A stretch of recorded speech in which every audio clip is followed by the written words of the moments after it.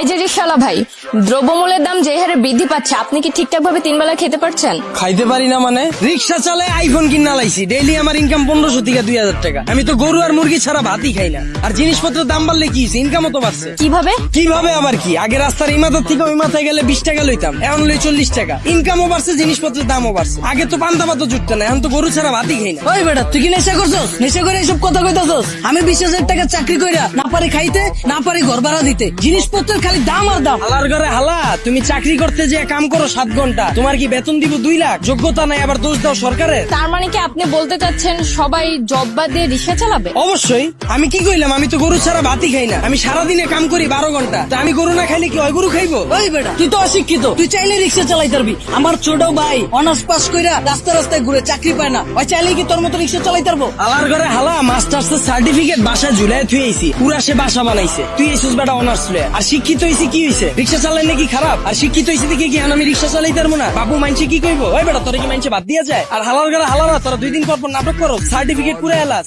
Honours masters pass করছো টাল্টিবেল্টি করে, চাকরি পাবি কইতে? যারা পাওয়ার হেরা পায়, এরা নিজেরা ওইভাবে তৈরি করে। তোরা 10 লাখ বেকার ঘুরস কি লিগা? সরকারের দোষ দাস কি লিগা? তোরা যখন বুঝছস যে তগরে দিয়া পড়ালে হইব না, করতে গেছিস কে জোর করে? ও বুঝছি, সার্টিফিকেটের লেগা না? বিয়ার সময় যেন কইতে পারো যে আমি গ্রাজুয়েট, আমি ইঞ্জিনিয়ার, আমি শিক্ষিত। বন্ডামি বাদ দিয়া তোর বাইরে রিক্সা লয়ে বেরিতে। তার মানে আপনি কি বলতে চাচ্ছেন, আপনি নিজেও অনার্স মাস্টার্স কমপ্লিট করছেন, কিন্তু নিজেকে ওইভাবে তৈরি করতে পারেননি, যার কারণে আপনার জব হয়নি? হ্যাঁ অবশ্যই, মিছা কথা গুমুকে। আমি নিজের ওইভাবে তৈরি করিনি, আমি জমও পাইনি, আমি রিক্সা চালাই না শুরু করছি। আর এই যে 10 লাখ বেকার ঘুরতেছে, একটাও কি বুকে হাত দিয়ে কইতে পারবো নিজে সর্বোচ্চ চেষ্টা করছে? আর এই যে 10 লাখ বেকার ঘুরতেছে, একটা বুকে হাত দিয়ে কইতে পারবো নিজে করে ওইভাবে তৈরি করছে, নিজে করে সর্বোচ্চ চেষ্টাটা করছে, তাও চাকরি পায় নাই? সারা রাত খেলছে কার্ড, সারাদিন গার্লফ্রেন্ডের সময় দিছে, ওরা চাকরি পাইবো কইতে? যারা পাওয়ার হেরা পায়। আর গ্রাজুয়েশন কমপ্লিট করছিস ভালো কথা, বইয়ের ব্যবসা কর, উদ্যোক্তা হ, ঝুঁকি ল, 1000 মানুষের লেগে রাস্তা খোল, এসব বন্ডামি বাদ দে। কিন্তু বাংলাদেশের মতো এরকম গরিব দেশে দ্রব্যমূল্যের দাম বাড়াটা কি স্বাভাবিক? ভাই খারাপ। এই দেশ গরিব দেশ কেটা কইছে আপনাদের? এই দেশে 150,000 কোটি টাকার সিগারেট বিক্রি হয়, বিশ্বের ভিতরে 5 নাম্বার বিড়িখোর বাংলাদেশ।